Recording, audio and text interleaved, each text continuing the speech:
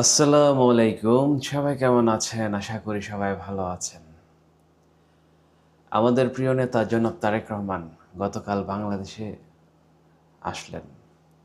আপনারা যে ভালোবাসা দিয়েছেন আমার প্রিয় নেতাকে, আসলে প্রধানমন্ত্রী হওয়ার থেকে যে ভালোবাসা উনি পেয়েছেন আপনাদের কাছ থেকে অনেক বেশি। প্রধানমন্ত্রী হলে হয়তো উনি একটা রাষ্ট্রের প্রধান হতেন বা আমাদের দেশের সরকার প্রধান হতেন। কিন্তু সরকার প্রধান না হয়েও উনি সরকার প্রধানের মতো ভূমিকা নিয়ে নিয়েছেন এবং সেটা সম্ভব হয়েছে শুধু বাংলাদেশের মানুষের ভালোবাসায়। আর আমাদের সাবেক প্রধানমন্ত্রী মানে এক্স প্রাইম মিনিস্টার, সাবেক প্রধানমন্ত্রী শেখ হাসিনা উনি বলেছিলেন, আরে বেটা সাহস থাকলে দেশে আয়।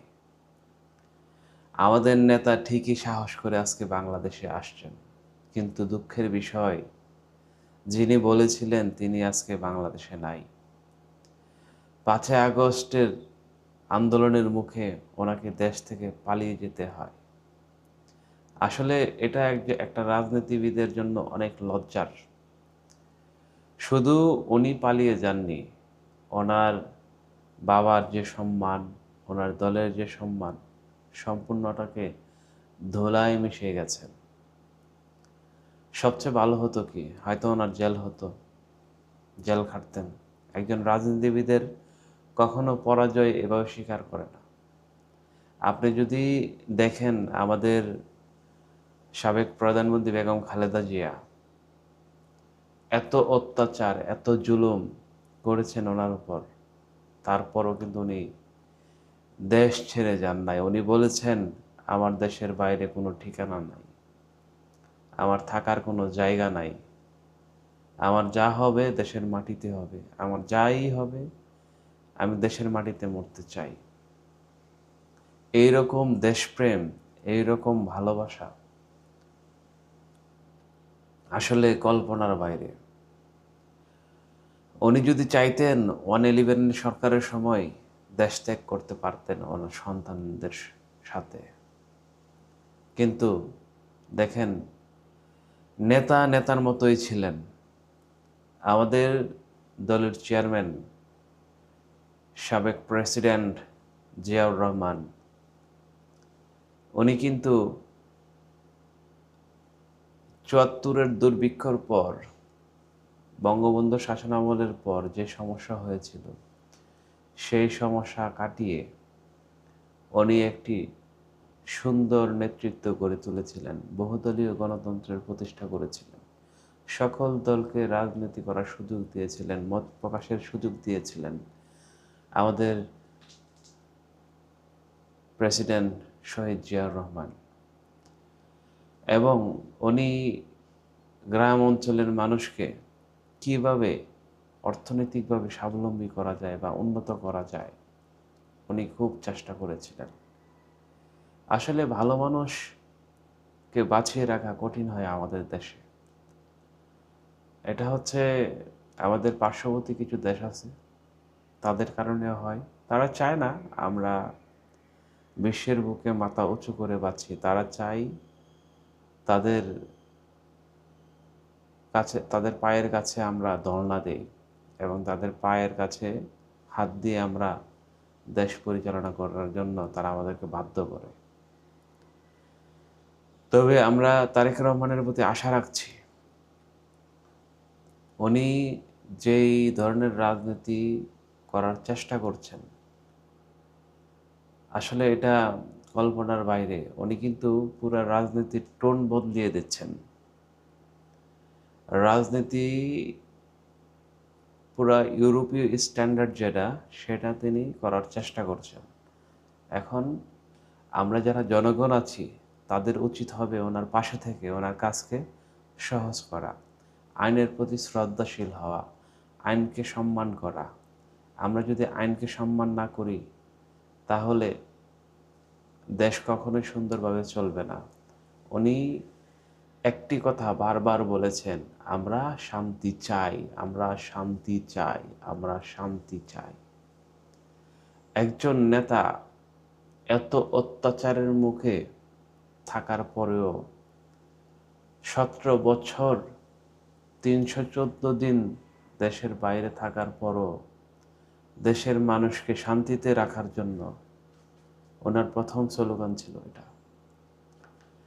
আমরা বিগত 14 মাস অনেক মুখ সন্ত্রাস দেখেছি, অনেক মানুষকে বিনা কারণে হত্যা করা হয়েছে, অনেক মানুষকে জ্বালিয়ে দেওয়া হয়েছে, আইনের শাসন প্রতিষ্ঠা করা হয়নি। অনেকেই বলেছিল ইসলামের শাসন কায়েম করতে হবে, ইসলামের নৈতিক আদর্শ ধারণ করতে হবে। আসলে ইসলামের নামে তারা যা করেছিল সেটা অন্যায়, মানুষের সাথে জুলুম করা হয়েছে। আমাদের এক্স প্রাইম মিনিস্টার অসুস্থ অবস্থায় উনি বলেছিলেন 5 আগস্টের দিন যে কাউকে হামলা করা যাবে না, আমরা শান্তি চাই, সম্প্রীতি চাই, সবাই একসাথে বাঁচতে চাই। কে আওয়ামী লীগ, কে বিএনপি, কে জাতীয় পার্টি, কে হেফাজত, কে জামাতে ইসলাম, আরও অন্যান্য যত দল আছে সেটা বড় বিষয় নয়। একজনের রাজনীতির মতাদর্শ থাকতেই পারে, কিন্তু তার মানে এই না যে তাকে ধরে নিয়ে মেরে ফেলতে হবে, তাকে ধরে নিয়ে গুম করে ফেলতে হবে, তাকে অযথা রাস্তায় পিটিয়ে মেরে ফেলতে হবে, আগুন জ্বালিয়ে দিয়ে মেরে ফেলতে হবে।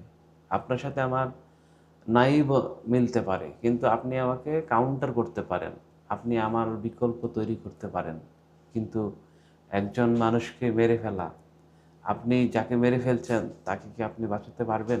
তার ভিতরে যে আত্মাটা ছিল সে আত্মাটাকে দিতে পারবেন? দিতে পারবেন না।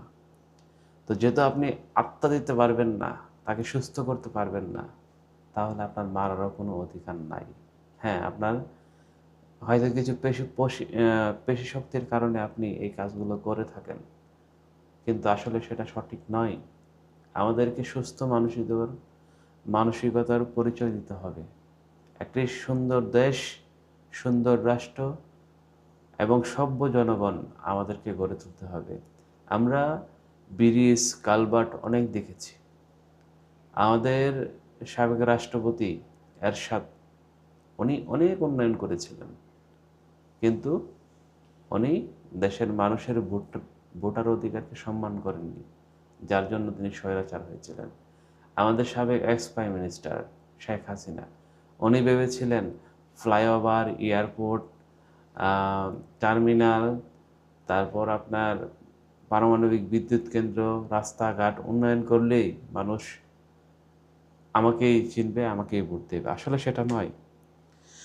আপনি মানুষকে সম্মান করতে হবে, মানুষকে ভালোবাসতে হবে অন্তর থেকে, তবে আপনাকে মানুষ ভালোবাসবে।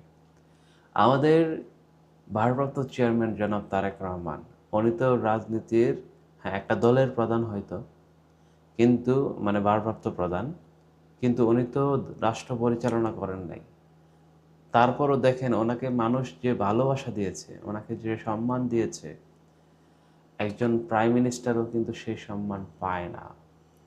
একজন প্রাইম মিনিস্টার রাষ্ট্র ক্ষমতা গ্রহণ করে, কিন্তু এত সংবর্ধনা, এত সম্মান, এটা তো ইতিহাস।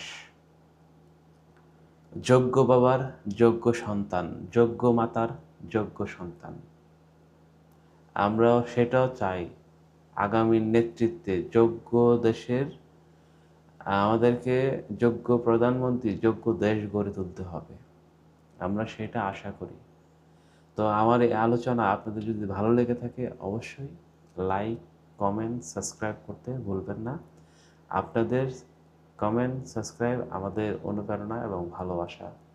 ধন্যবাদ, সবাই ভালো থাকবেন। আল্লাহ হাফেজ।